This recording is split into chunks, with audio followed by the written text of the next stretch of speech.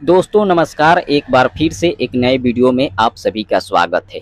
दोस्तों भोजपुरी इंडस्ट्री में सबसे बिजी स्टार के बारे में अगर बात किया जाए तो सबसे बिजी स्टार खेसारी लाल यादव है।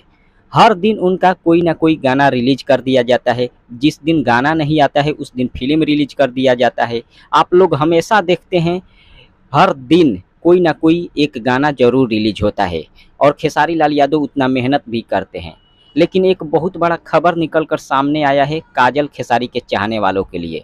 जी हाँ दोस्तों, पूरी खबर देंगे लेकिन उससे पहले आप सभी से एक छोटा सा अपील है कि अगर आप हमारे चैनल पर पहली बार आए हैं तो चैनल को सब्सक्राइब कर बेल आइकन को दबा दीजिएगा और काजल खेसारी का फैन है तो वीडियो को लाइक करके शेयर जरूर करिएगा। चलिए शुरू करते हैं बिना देरी के।